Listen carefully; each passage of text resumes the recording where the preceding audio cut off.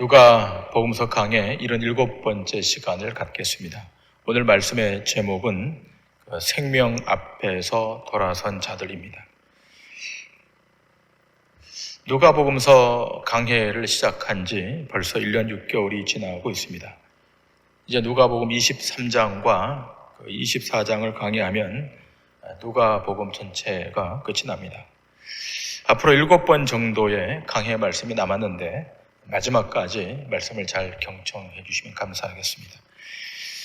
누가복음서는 사복음서에서 가장 긴 장으로 구성되어 있고 또 사복음서의 원복음서라고 할 수 있는 마가복음이 그 기초가 되어서 마태복음, 또 누가복음, 요한복음이 기록되었습니다.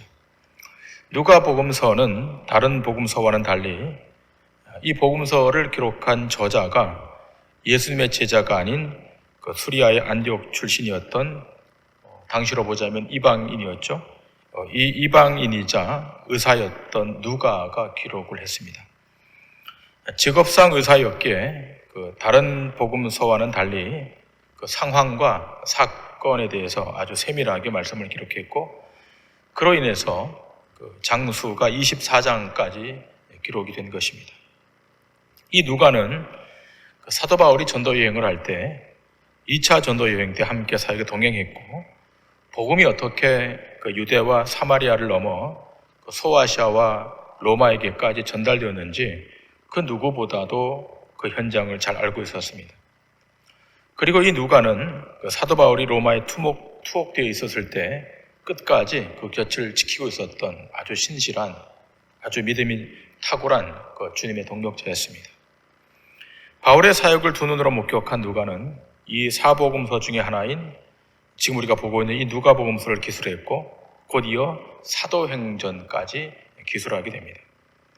그러니까 다른 복음서와는 달리 이 누가복음은 주님이 이 땅에 지상 명령으로 남겨준 땅 끝까지 이르러 주의 증인이 되라 라고 하는 이 미션이 어떻게 전파되고 있는지 생동감 있게 증거를 하고 있습니다.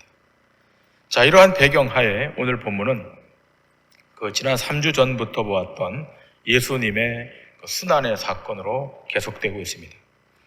우리가 지난주 부활절을 지켰습니다만 다시 예수님의 부활 이전 예수님의 고난 받으심을 그 내용으로 오늘 말씀을 다시 보도록 하겠습니다. 먼저 우리가 볼 말씀은 누가복음 22장 66절부터 71절까지의 말씀입니다. 날이 새매 백성의 장로들 곧 대제사장들과 서기관들이 모여서 예수를 그 공회로 끌어들여 이르되 내가 그리스도이거든 우리에게 말하라. 대답하시되 내가 말할지라도 너희가 믿지 아니할 것이요 내가 물어도 너희가 대답하지 아니할 것이니라.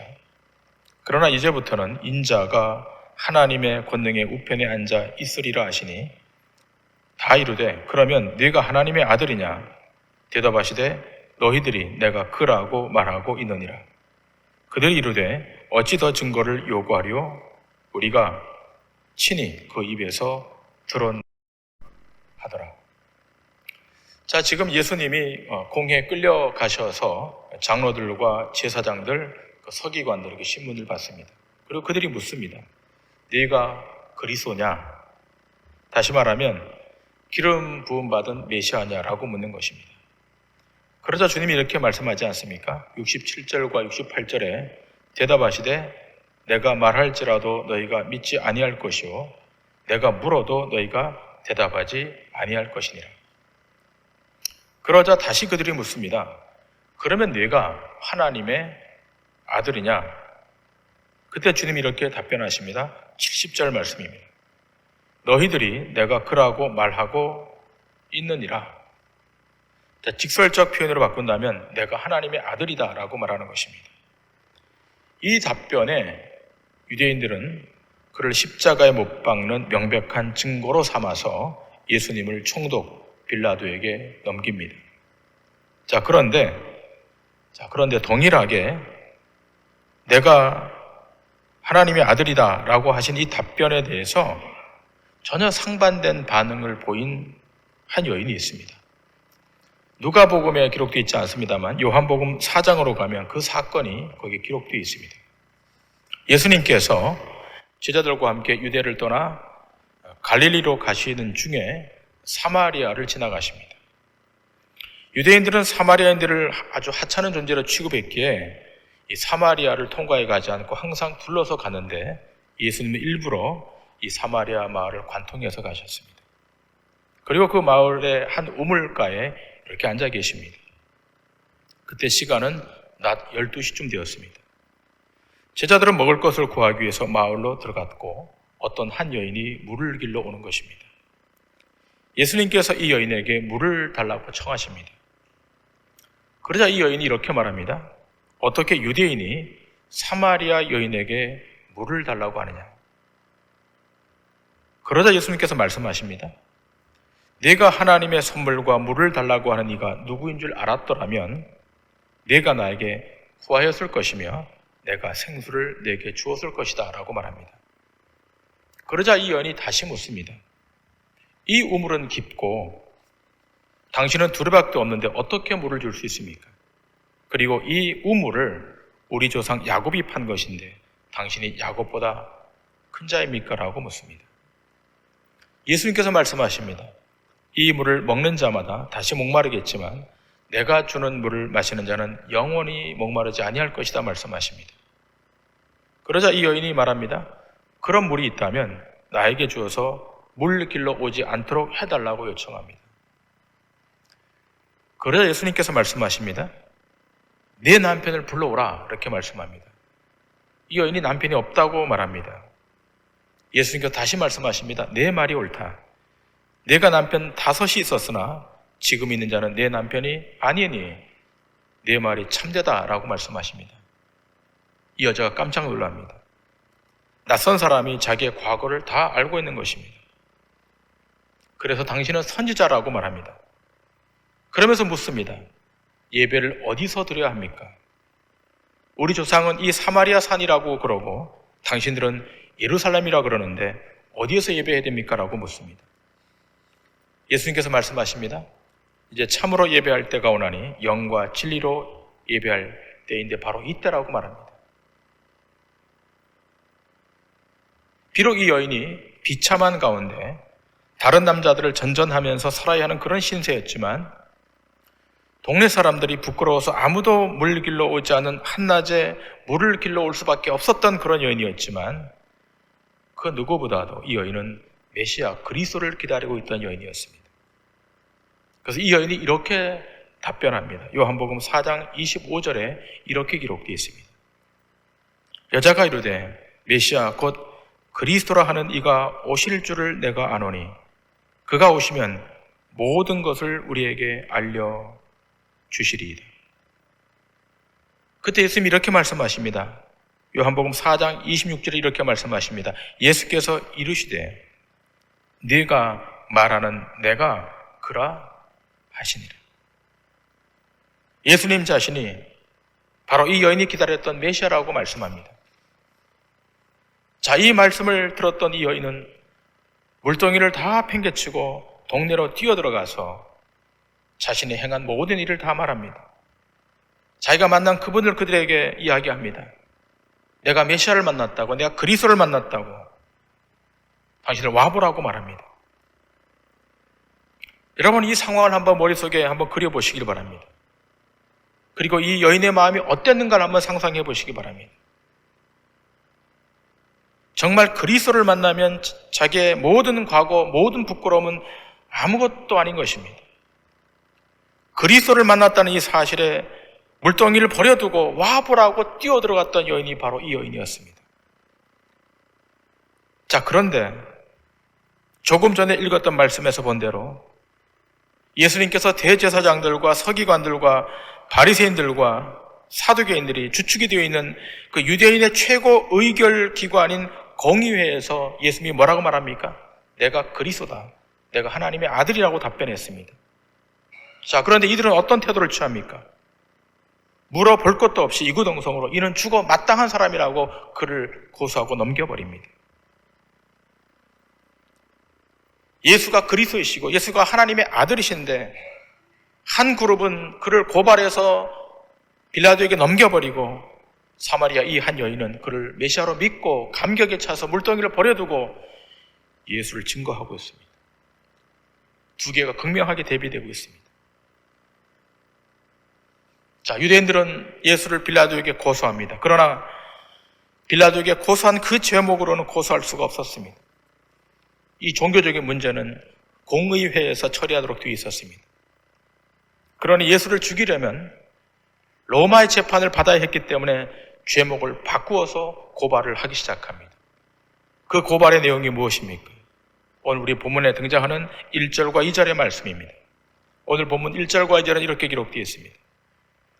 무리가 다 일어나 예수를 빌라도에게 끌고 가서 고발하여 이르되 우리가 이 사람을 보매 우리 백성을 미혹하고 가이사에게 세금 바치는 것을 금하며 자칭 왕 그리스도라 하더이다 하니. 자, 여기 세 가지로 고소하고 있지 않습니까? 첫 번째는 무엇입니까? 백성을 미혹했다는 것입니다. 로마를 전복하기 위해서 백성들을 선동했다는 것입니다. 두 번째는 무엇입니까? 로마의 세금을 내지 말라고 했다는 것입니다. 그러나 주님은 이미 말하지 않았습니까?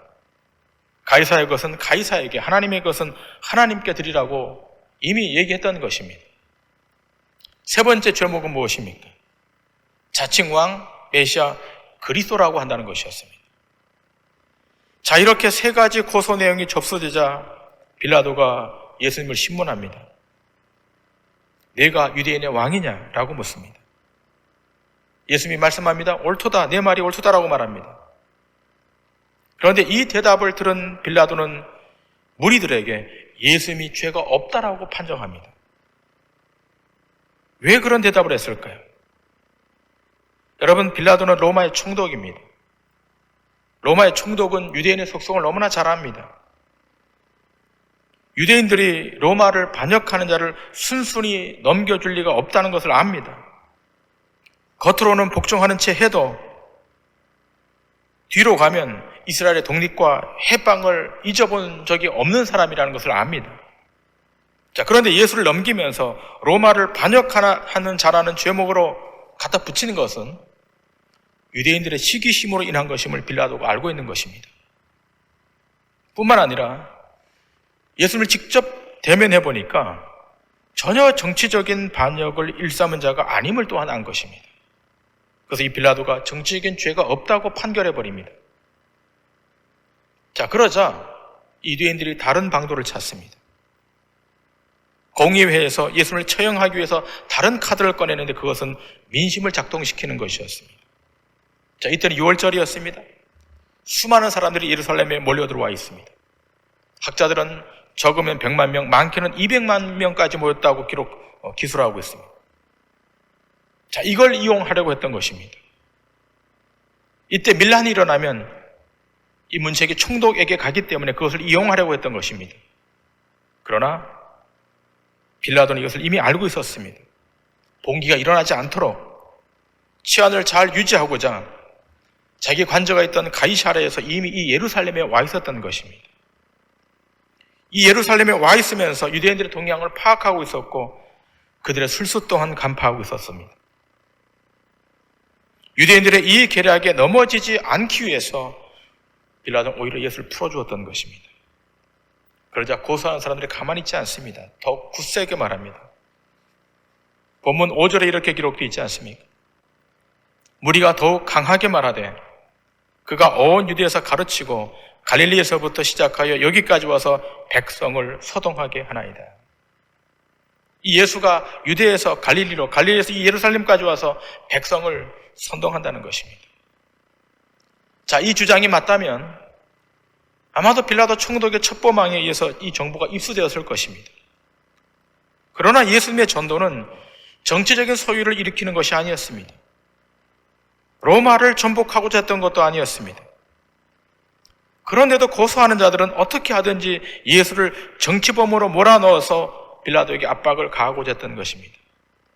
자, 그러자 빌라도가 이 문제를 꾀를 내어서 다른 방도로 바꾸어 버립니다. 이 문제를 다른 관할지로 넘겨버립니다. 본문 6절과 7절에 이렇게 기록되어 있습니다. 빌라도가 듣고 그가 갈릴리 사람이냐 물어 헤롯의 관할에 속한 줄 알고 헤롯에게 보내니 그때 헤롯이 예루살렘에 있더라. 자, 빌라도가 방책을 낸 것입니다. 예수님이 갈릴리 사람이라는 것을 알고 갈릴리를 관할하고 있었던 당시 로마의 분봉왕이었던 헤롯에게로 이 사건을 이첩해 버립니다. 자, 그런데 공교롭게도 이 헤롯도 6월절이라 예루살렘에 내려와 있었고 결국 예수님의 사건은 헤롯에게로 넘어갑니다. 빌라도는 이 골치 아픈 사건을 자기가 맡길 거절했고 관할지로 보내버린 것입니다. 자, 이렇게 이 사건을 넘겨받은 헤롯이 예수를 보자 아주 심히 기뻐합니다. 여러분, 왜 기뻐하는 것입니까? 예수에 대한 소문을 너무 많이 들었기 때문에 한번 보고 싶었던 것입니다. 그리고 이 헤롯이 침례 요한의 목을 베어버린 주역입니다. 침례 요한이 죽고 나서 예수님이 사역하실 때 침례 요한이 다시 살아나는가 하면서 두려워하게 됐다고 그럽니다. 그런데 이 예수를 직접 만나게 된 겁니다. 만나면 무슨 이적이 일어날까 싶어서 보고 싶었던 것입니다. 헤롯이 예수를 만났습니다. 그리고 여러 말로 묻습니다. 그런데 예수님은 단 한마디도 말씀하지 않습니다. 본문 8절과 9절에 이렇게 기록되어 있습니다. 헤롯이 예수를 보고 매우 기뻐하니 이는 그의 소문을 들었으므로 보고자 한지 오래였고 또한 무엇이나 이적 행하심을 볼까 바랐던 연고로라. 여러 말로 물으나 아무 말도 대답하지 아니하시니. 헤롯의 신문에 예수는 한마디도 말씀하지 않습니다. 그러자 대제사장들과 서기관들이 다시 고소합니다. 본문 10절에는 힘써 고발했다라고 기록되어 있습니다. 자, 그렇다면 헤롯이 아무리 물어도 예수님이 한마디도 말씀하지 않은 이유가 무엇입니까? 진주를 돼지에게 던지지 않기 위함이었습니다. 이렇게 무응답으로 일관하자 헤롯이 군병들과 함께 예수를 조롱하며 업신여깁니다. 소문에는 뭔가 대단한 사람인 줄 알고 만났는데 만나보니까 너무 형편없는 사람입니다. 너무 몰골이 초라합니다. 대제사장의 관저에 끌려가서 밤새 신문을 받고 얻어맞아서 이 상태가 말이 아닙니다. 빌라도에게 신문을 받고 끌려온 예수, 로마의 반역자라고 할 만한 인물로 보이지 않았습니다.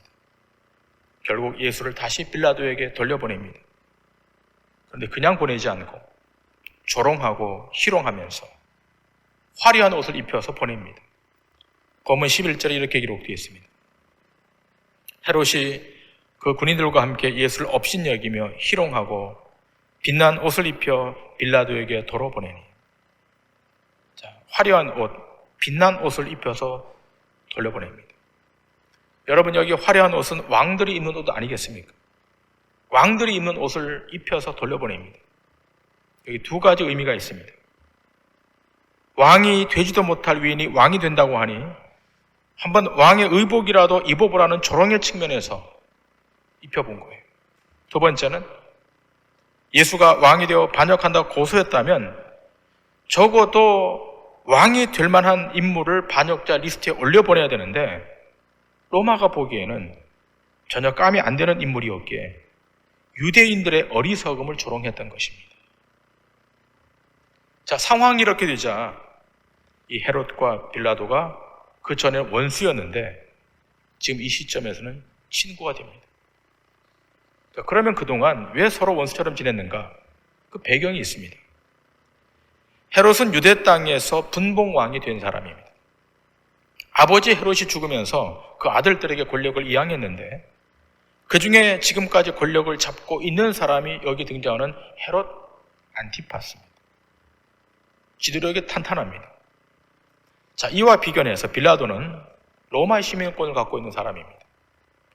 여러분, 로마의 시민권은 피지배 지역에서 그 누구도 가질 수 없는 특권 중의 특권입니다. 그런데 이 빌라도가 로마의 시민권을 갖고 있습니다. 이 로마의 시민권의 신분으로 로마의 파송을 받아 이 유대와 사마리아 지역을 다스리는 총독으로 온 겁니다.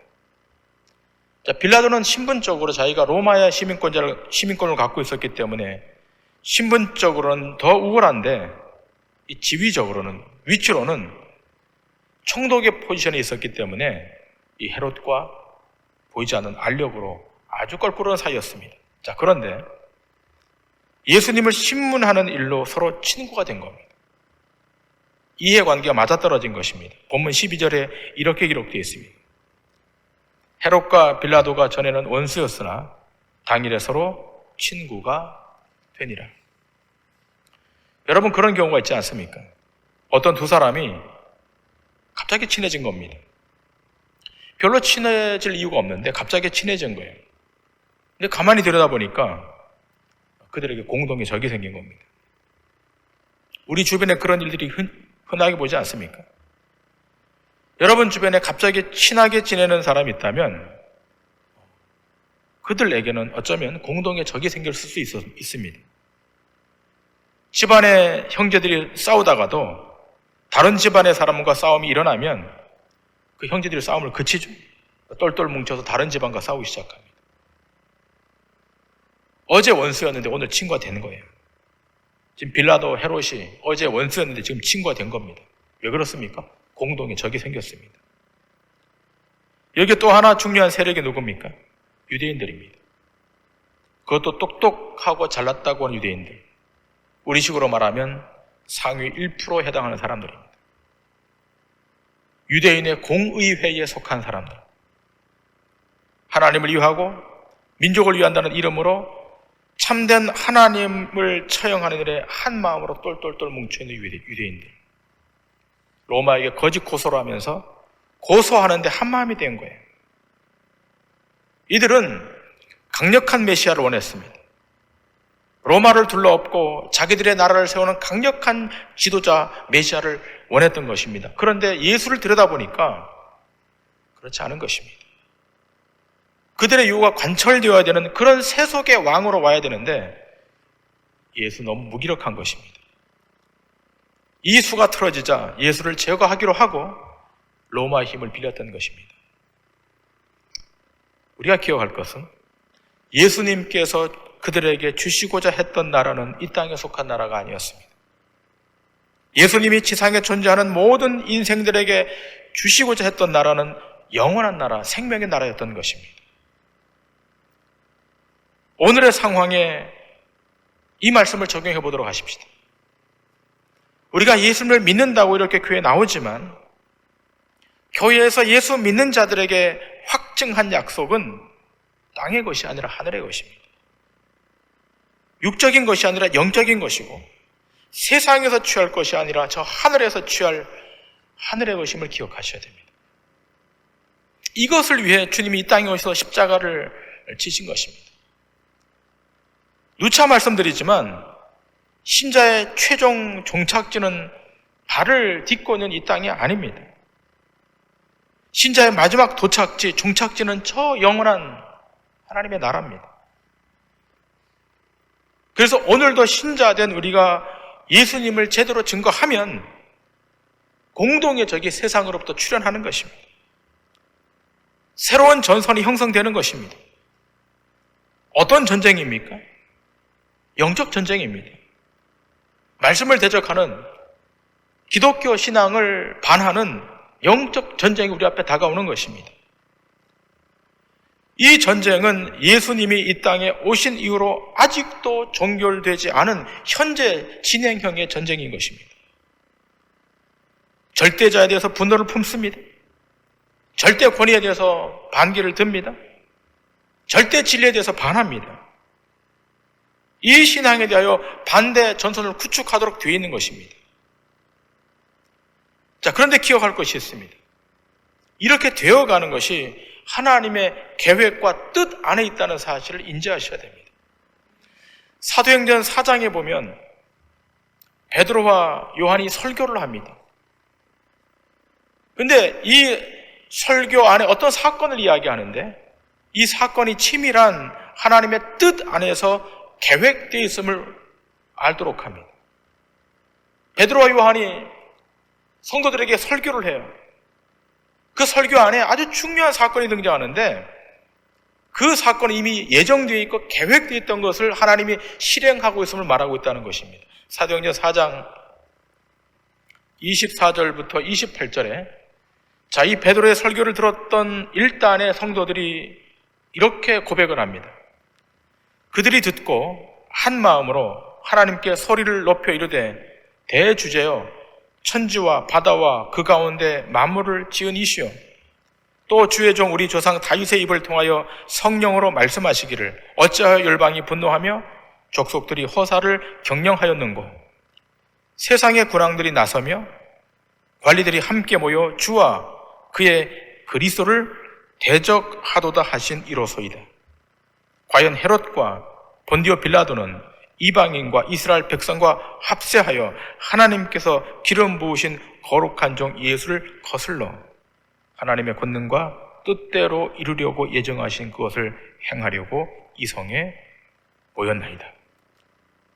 자, 여러분, 이 말씀은 베드로와 요한이 유대인들의 설교하고 난 이후에 성도들이 고백했던 고백의 내용이에요. 믿는 사람들 수가 막 늘어납니다. 놀라운 역사가 일어납니다. 자, 그런데 그때 제사장들과 유대 원로들이 이 베드로와 요한의 이 설교를 가로막으면서 이 메시지를 전달하지 말라 그럽니다. 이게 문제가 되면 제사장의 권위도 땅바닥에 떨어지고 서기관들의 설 자리도 없게 되니까 이 메시지를 전달하지 말라 그럽니다. 그러나 베드로와 요한은 그렇게 할 수 없다 그럽니다. 그러면서 이렇게 말하지 않습니까? 사도행전 4장 11절 이하에 이렇게 말합니다. 이 예수는 너희 건축자들의 버린 돌로서 집 모퉁이의 머릿돌이 되었느니라.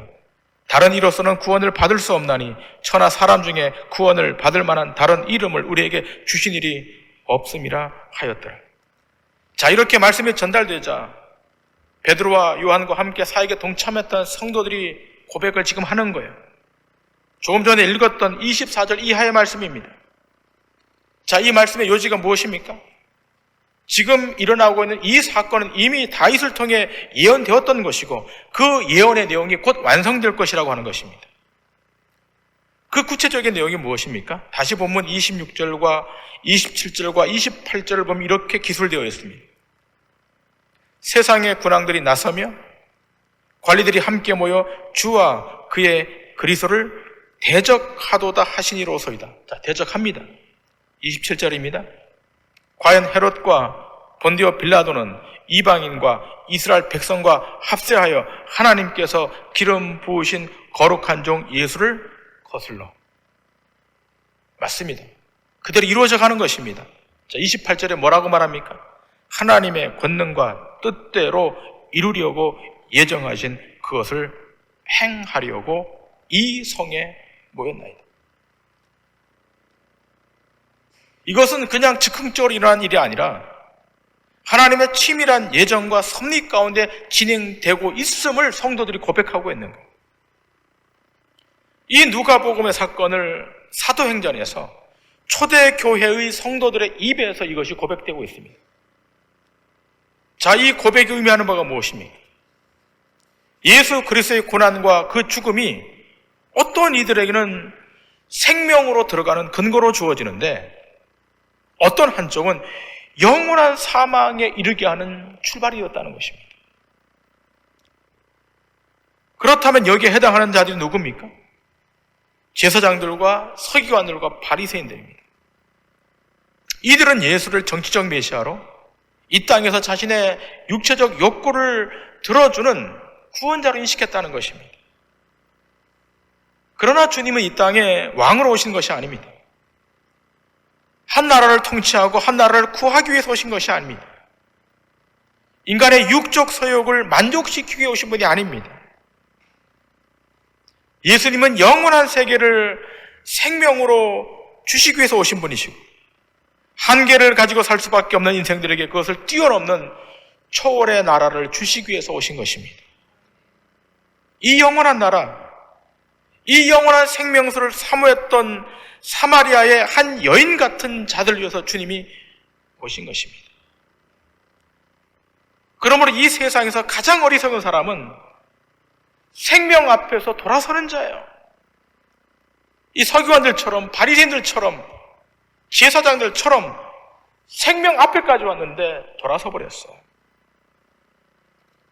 영생 앞에서 자기 만족 때문에 돌아서 버린 거예요. 정치적 욕구 때문에 돌아서 버린 거예요. 이게 비극인 겁니다. 사마리아의 한 여인, 미천하고 무명한 이 한 여인, 이 여인은 그 생명 앞에 생명의 문 안으로 들어간 거예요. 여러분, 시간이 가고 세월이 흐르면 다른 것은 몰라도 하나님의 뜻은 이 땅에서 완성될 것이고, 이 세속의 나라는 영원한 심판 앞에 직면되어 결국은 소멸될 것입니다. 여러분, 앞으로 우리 앞에 도저히 예측되지 않고 도저히 감당하지 못할 치명적인 일들이 더 빈번하게, 더 강력하게 다가올 것입니다. 여러분, 기독교는 그 시작이 예수님의 오심이 그 출발이었다면 예수님의 다시 오심은 그 끝인 것입니다. 기독교 신앙의 시간은 직선적이에요. 불교처럼 돌고 도는 윤회의 역사가 아닙니다. 곧 닫히는 날이 오는 것이고, 그 날이 오면 새 날이 열리는 것입니다. 그 긴박한 시간 앞에 감사하게도 여러분과 저 앞에 생명의 문이 열려져 있는 거예요. 그 안으로 들어가게 되는 거예요. 때문에 날마다 감사해야 되고 날마다 기뻐해야 되는 거예요. 본문의 서기관처럼 바리새인처럼 생명 앞에서 돌아서서 저 영원한 비극으로 가는 그런 우매한 자가 되지 마시고, 우리 앞에 열려진 그 문 앞으로, 생명문 앞으로 들어가 하늘로부터 임하는 그 놀라운 생명의 은혜를 부여받고 감사하고 기뻐하고 즐거워해야 되는 것이 신자임을 기억하셔야 됩니다. 오늘 우리가 그 앞에 와 있는 거예요. 생명 앞에 와 있고 진리 앞에 와 있고 저 영원한 앞에 와 있는 거예요. 우리가 발을 딛고 있는 세상은 곧 심판받을 겁니다. 우리가 발을 딛고 사는 세상은 결국은 사망의 문 앞에 다다를 것입니다. 그러나 우리에게 제시된 그 나라, 하나님의 나라 안으로 들어가는 자에게는 영원히 열리는 것입니다. 바라기는 여러분 삶 앞에 그런 생명이 놓여 있음을 기억하시고 믿음으로 살아 세상의 승리자가 되시는 축복의 역사가 있기를 주님의 이름으로 간절히 축원합니다. 기도하시겠습니다.